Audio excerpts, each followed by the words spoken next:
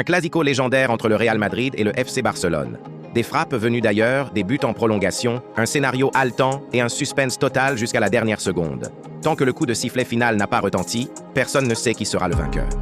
Aujourd'hui, la finale de la Coupe du Roi entre le Real Madrid et le Barça s'est jouée à l'heure prévue au stade de Séville.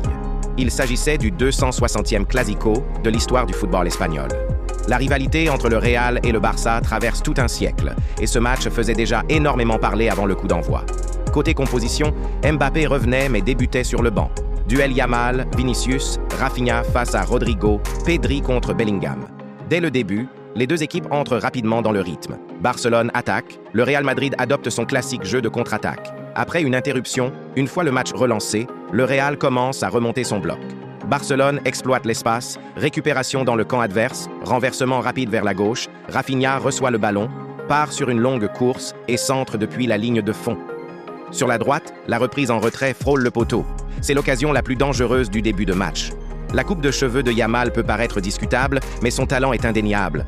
Pourtant, globalement, l'intensité et la qualité du jeu restent faibles, rendant la rencontre assez fermée. Sur coup franc, Rafinha enroule le ballon dans la surface. Koundé s'élève et place une tête puissante, repoussée du bout des doigts par Courtois. Les vagues offensives du Barça se multiplient, tandis que les deux couloirs du Real souffrent énormément défensivement. Leur animation offensive est quasi inexistante. Sur le banc, Ancelotti reçoit même un carton jaune pour protestation envers l'arbitre. Après une récupération de Cubarsí en défense, Barcelone lance une contre-attaque rapide. Pedri, en véritable chef d'orchestre, délivre une passe parfaite. Le ballon arrive dans les pieds de Pedri totalement libre. Frappe immédiate, sans réfléchir. Une frappe exceptionnelle, un véritable missile. Malgré la détente désespérée de Courtois, filet, Pedri prouve une fois de plus qu'il possède une frappe de loin redoutable.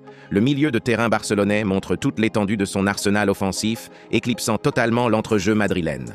Le match devient ensuite très tendu.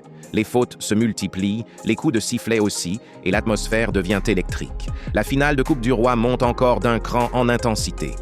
Juste avant la pause, le Real obtient une occasion en or en face-à-face, mais la ligne défensive du Barça piège parfaitement l'attaquant au hors-jeu. En seconde période, Mbappé entre enfin en jeu. Les stars madrilènes commencent à montrer leur talent individuel. Vinicius lance la révolte, offrant au Real son premier tir cadré du match. Pendant une dizaine de minutes, les deux équipes se répondent, mais le Real se montre plus dangereux. Mbappé multiplie les dribbles et les accélérations, tandis que Vinicius se heurte souvent à des prises à deux. À mesure que le temps passe, le Real joue le tout pour le tout. Sur un long ballon venu de l'arrière, Mbappé se charge d'un coup franc. Le Français prend son élan et frappe une véritable merveille. Le ballon heurte le poteau avant de rentrer. But! Mbappé se dresse en sauveur. Les deux équipes sont à égalité. 2 buts, 2 frappes exceptionnelles. Dans le football moderne, ces moments de génie sont devenus rares. Et ce match en est la parfaite illustration. Après l'égalisation, le Real prend confiance. À la 73e minute, nouvelle contre-attaque. Vinicius entre dans la surface et remise en retrait, mais Cubarsí intervient in extremis. À la 76e minute, sur un corner tiré par Güler, Tchouaméni s'élève avec puissance et marque de la tête. 2-1 pour le Real Madrid. Après avoir subi en première période, les Madrilènes se transforment complètement en seconde mi-temps. La pression bascule désormais sur Barcelone. Le Barça n'a plus le choix et attaque à tout va. Les joueurs vivent un véritable ascenseur émotionnel. Yamal tente sa chance, mais sa frappe s'est repoussée. Le moment décisif approche. À la 84e minute, scène totalement folle. Yamal délivre une passe lobée depuis le milieu de terrain. Ferran Torres surgit entre Rudiger et Courtois.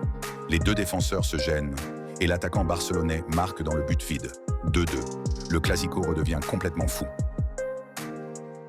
Cette finale de Coupe du Roi offre un scénario digne de l'histoire.